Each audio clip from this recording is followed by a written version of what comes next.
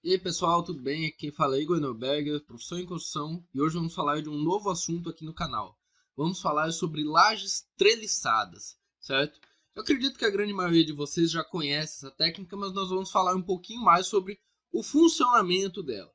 Então a laje treliçada nada mais é do que uma laje que é formada por uma vigota, ou também conhecida como treliça, que é constituída por uma treliça metálica, de fato, certo?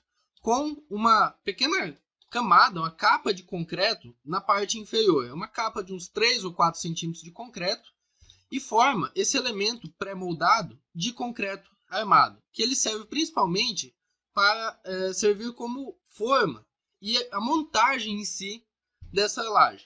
Então, a partir do ponto em que temos as vigotas, e essas vigotas elas devem ser calculadas, tá?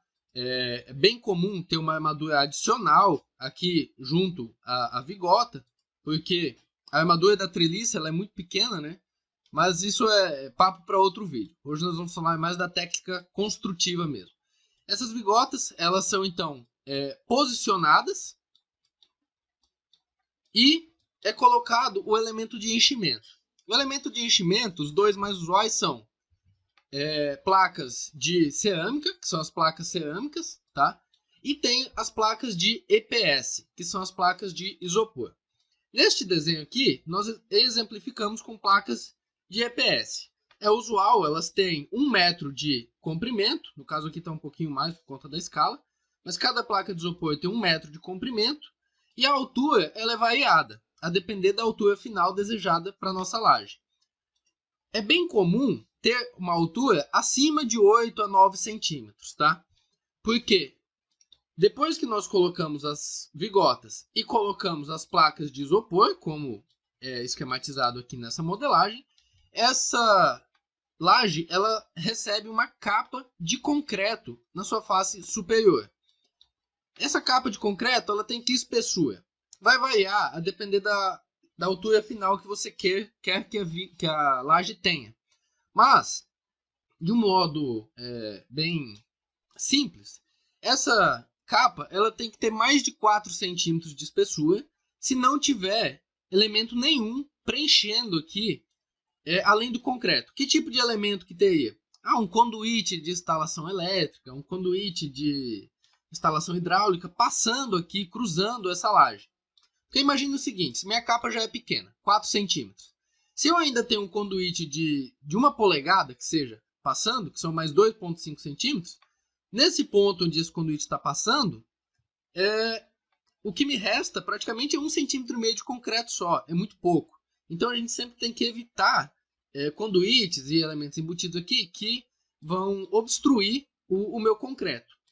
E além disso, além desses 4 centímetros, há uma indicação que, caso vá haver algum elemento extra aqui, como um cano hidráulico ou um conduíte elétrico, que o diâmetro desse conduíte elétrico ou desse cano ele seja acrescentado a esses 4 centímetros de capa.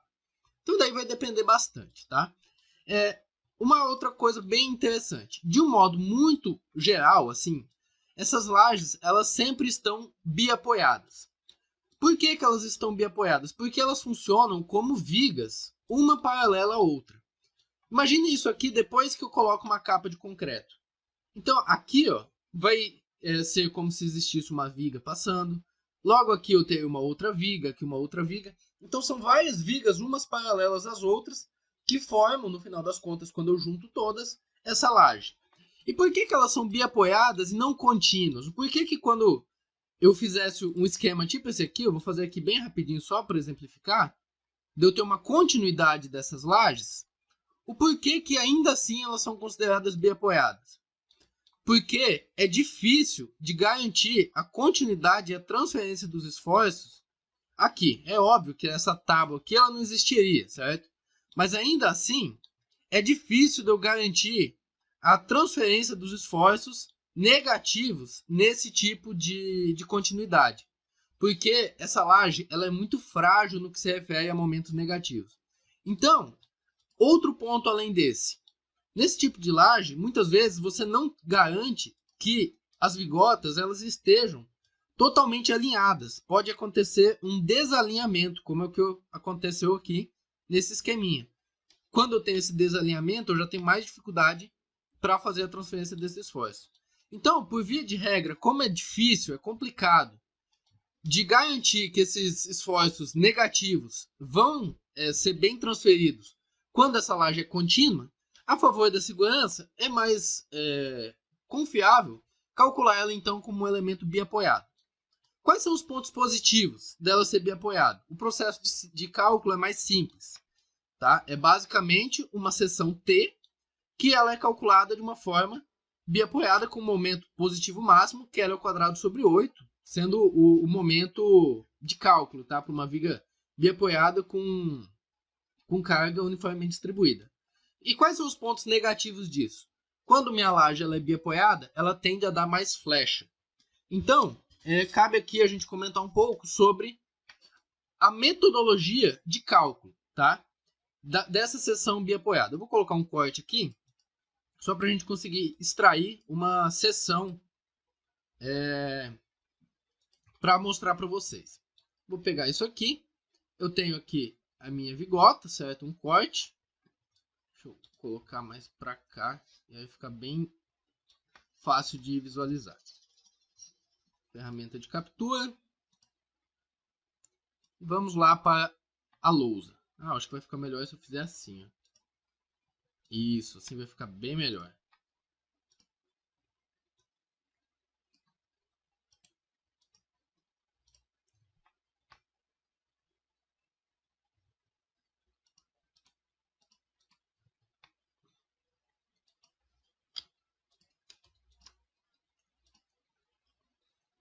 O que ocorre, né? Basicamente, eu vou ter aqui a minha laje. Eu terei acima dela uma capa de concreto que vai ter lá aquela dimensão que eu já comentei, mais ou menos 4 centímetros, às vezes mais se ela tiver um enchimento. Quando essa capa de concreto estiver executada, ela vai fazer isso aqui. Como eu falei que elas são várias vigas, uma ao lado da outra, a gente pode analisar uma vigota em si, separada. Como que eu faço isso? Eu vou separar o intereixo entre os elementos de isopor, ou pode ser também o intereixo entre vigotas. Eu gosto de separar o intereixo entre os elementos de isopor. Se eu pego e divido de centro a centro, o que forma aqui? Ó? Se a gente pegar e desenhar, eu vou formar isso aqui. Ó.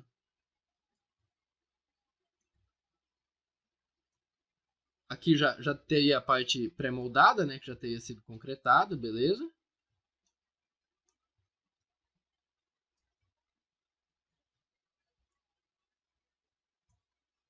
O que é isso aqui? Isso aqui é claramente uma seção T. Então, a partir desta dimensão, nós calculamos o intereixo e qual é a carga que vai estar submetida a este intereixo. A partir disso, então, sabendo a carga neste intereixo, podemos obter o momento fletor, que é L ao quadrado sobre 8 se for biapoiada. E daí a gente calcula, com o roteiro de seção T, qual é a área de aço necessária. E, principalmente se for concretado em loco, você consegue executar essa vigota com uma armadura adicional bem aqui no centro, que é uma bitola de 8, de 10, de 12,5, a depender do seu vão, das suas cargas e de tudo mais. É bem comum, muitas vezes, quando você não executa em loco e você compra a vigota pronta, ela vem só com essa armadura aqui, ó, que é a armadura da treliça em si. Só que a armadura da treliça é uma porcariazinha. Bem aqui, na maioria das treliças, existem treliças com mais aço. Mas na maioria das treliças são 2 ferros de 4.2 aqui e um ferro de 6.3 aqui em cima que vai estar na minha linha neutra. Então é muito pouco aço. E onde o pessoal adiciona aço? Aqui, ó, tá? Coloca uma barra de aço ali. Qual que é o problema? De acordo com o vídeo anterior, que a gente falou sobre o D-linha e o quanto é prejudicial a gente elevar as armaduras, ter mais camadas, consequentemente a gente ter um D-linha maior e um braço de alavanca menor, se você não sabe do que eu estou falando, dá uma olhadinha no vídeo anterior que você vai entender. isso aqui acaba fazendo uma subutilização do meu aço, tá? E além disso, tem todas as questões de aderência e tudo mais. Porque quando eu coloco a minha armadura aqui, ó, aqui dentro, em vez de em cima, as próprias armaduras senoidais, que é essa armadura que faz esse movimento aqui, ó, da treliça, ela ajuda a dar uma aderência entre esse concreto já endurecido, né, da vigota pré-fabricada, e do concreto novo que é lançado aqui. Mas enfim, daí eu consigo calcular a minha área de aço e saber exatamente ali as quantidades necessárias. Mas agora, imaginem que isso aqui serve para que tipo de momento fletor? Momento fletor positivo. O que o momento fletor positivo faz? O momento fletor positivo traciona a face de baixo e comprime a face de cima. Consequentemente, como a minha seção é T, vamos dizer que minha linha neutra esteja passando aqui, ó. Minha linha neutra. Então, automaticamente, toda essa parte de área de seção T que tem aqui, ó, que é uma área de concreto elevada, ela é utilizada para compressão e a minha armadura ela é alocada aqui na parte inferior. Beleza, funciona perfeitamente, 100%. Mas agora imagina que eu tenho outra situação em que eu não tenho mais momento positivo e eu tenho sim um momento negativo na minha seção. Onde isso acontece com bastante frequência? Em balanços, tá? É bastante comum a gente ver vigotas treliçadas utilizadas em balanços, desde que tenha continuidade da vigota. Pode se utilizar? Pode, mas tem que tomar muito cuidado e eu vou explicar para vocês o porquê disso. Quando eu tenho um momento negativo, deixa eu tirar aqui uma seção para conseguir mostrar para vocês. Como, por exemplo, logo depois do meu balanço. Bem aqui, eu tenho um momento negativo que eu vou ter que tirar assim para conseguir mostrar para vocês. Pra levar lá para o quadro.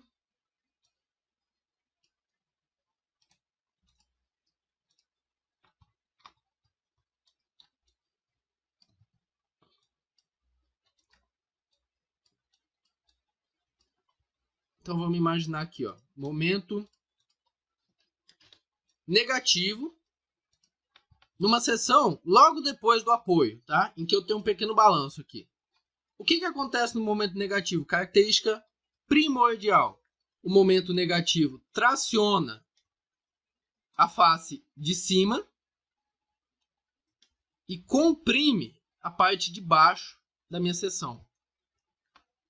A divisão do intereixo, de um modo geral, eu faço da mesma maneira. Eu pego aqui, ó, a partir do meio do elemento de enchimento, a partir do meio do próximo elemento de enchimento, e com essas dimensões aqui, ó, eu calculo a contribuição de carga, que essa vigota ela vai ser responsabilizada. Só que o que acontece quando eu tenho tração em cima e compressão embaixo? Eu tenho que alocar minhas armaduras nessa parte superior e, consequentemente, a parte que vai estar comprimida vai estar embaixo, abaixo da minha linha neutra. Vou colocar aqui, ó, linha neutra. E daí, o que acontece quando eu tenho a minha seção aqui, ó, que se forma a mesma seção T. Calma que eu vou explicar melhor. Forma-se a mesma seção aqui, certo? Uma seção T. Só que se a seção acima da minha linha neutra, que vamos dizer que está nesse tracejadinho azul aí, ó, se acima dessa linha neutra, acabei que a cor não mudou. Acima daqui está sendo tracionado, pergunta, a gente considera concreto tracionado? Não, né? Para o estado limite último, não. O concreto é frágil, a gente não confia na resistência à tração dele. Ou seja, toda essa área de concreto que está aqui, ó, ela está aqui à toa. Ela não é utilizada nos nossos cálculos. Ela serve para quê? Para proteger a armadura tracionada. E que parte que está sendo comprimida, então? Está sendo comprimida apenas essa parte aqui, ó, que é uma base muito pequenininha, que muitas vezes é de 10 centímetros, por uma altura, que aqui vai depender da altura da laje, né? Mas vamos dizer que a minha altura total tem ali seus 13 centímetros acabado. Qual é o método de cálculo desse? Obtenção do momento fletor. Você obtém a carga no intereixo, joga no F2, obtém o momento fletor. Beleza. Mas e qual é a sua seção de cálculo aqui? Não é mais uma seção T, como no caso dos momentos negativos. Ela é uma seção retangular, porque toda a parte superior que está aqui riscadinha em amarelo, ela não é utilizada. Então, a grosso modo, a seção que eu efetivamente vou utilizar no meu cálculo é essa seção aqui que eu estou desenhando em verde. É só uma seção retangular com uma base de 10 centímetros e uma altura de 13 centímetros. E é aí que mora o perigo. Porque, como é uma seção muito pequena, o momento fletor resistido por essa seção transversal é um momento pequeno. Se você tem um balanço grande, você corre um sério risco de ter um esmagamento do seu concreto na face inferior dele, porque sua área de compressão aqui é muito reduzida, tá? Então, assim, tem que ter muita cautela em fazer laje treliçada com balanço. Eu não vou entrar aqui no cálculo em si, tá? Eu vou entrar no entendimento, no raciocínio que a gente utiliza quando vai utilizar essa técnica de lajes treliçadas. Eu acho que foi bem claro, né? Deu para entender a diferença de uma seção quando eu utilizo um momento positivo, que forma uma seção T, então uma seção com uma área de concreto bem grande para ser comprimido, então é uma seção bem resistente, e quando eu tenho seção de momento negativo, que se comporta como uma seção retangular com uma área bem pequenininha, tá? Existe essa diferença gritante.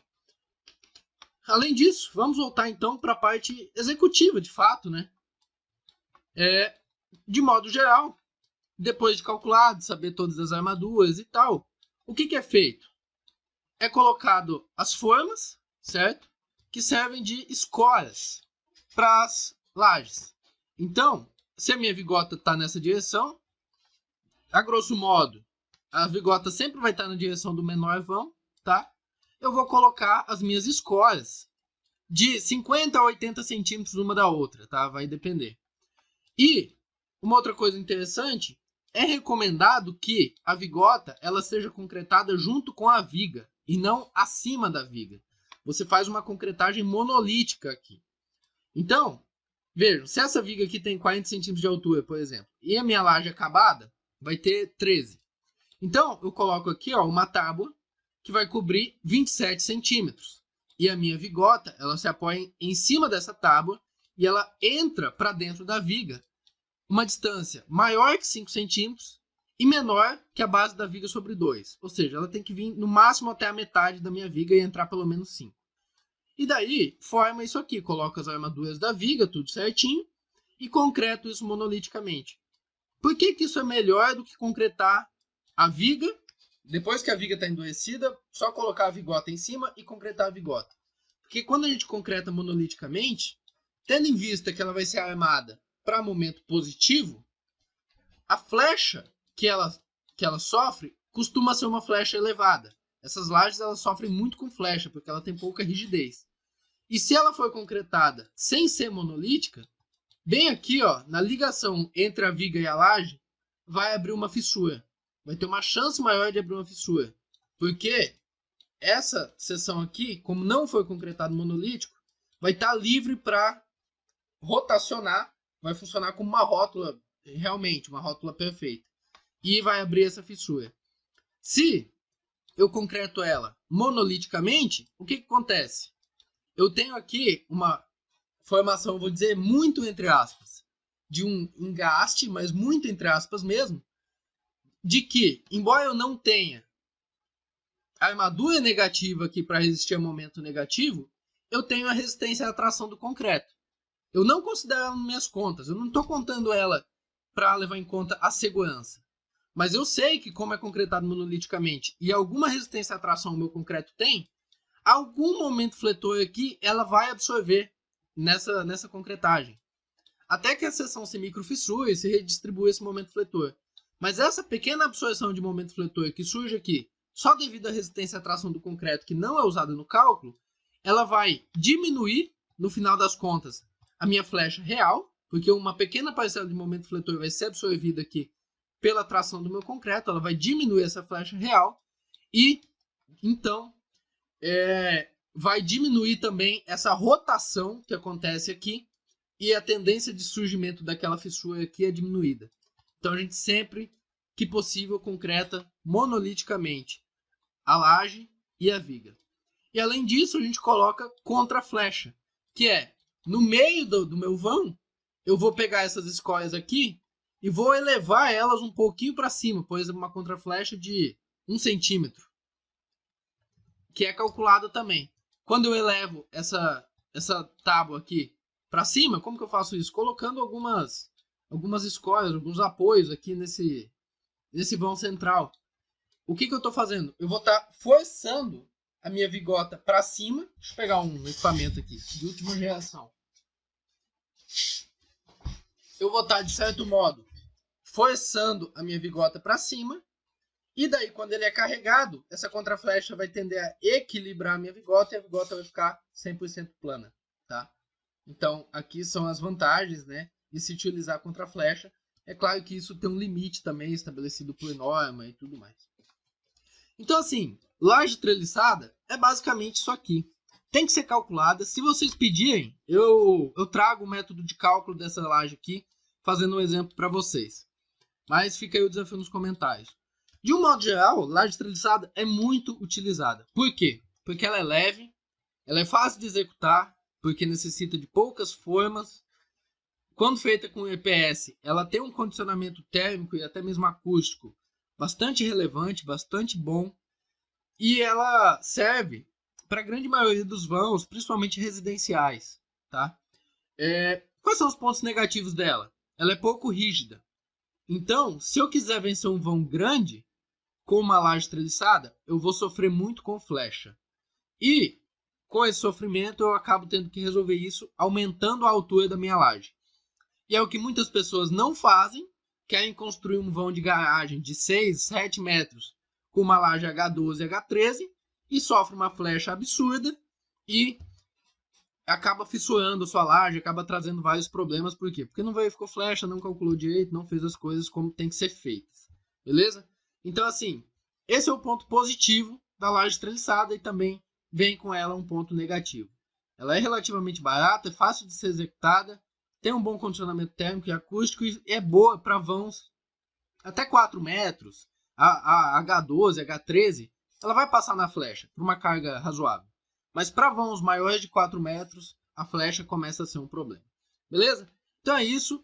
Compartilhe aí esse vídeo com mais pessoas. O canal está crescendo devagar, mas está crescendo.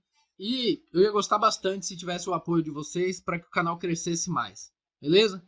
Deixa o like aí, comenta se você gostou do vídeo, se você quer outros vídeos semelhantes a esse, ou se você tem alguma curiosidade, ou até mesmo alguma coisa que você discorde, né? Do que eu falei aqui, ninguém é o dono da verdade, mas eu estou tentando trazer um pouco do conhecimento que eu tenho, que é principalmente teórico, mais associado à prática também, ao que é feito aí nos canteiros de obra. Beleza? Valeu, obrigado e até a próxima. Falou!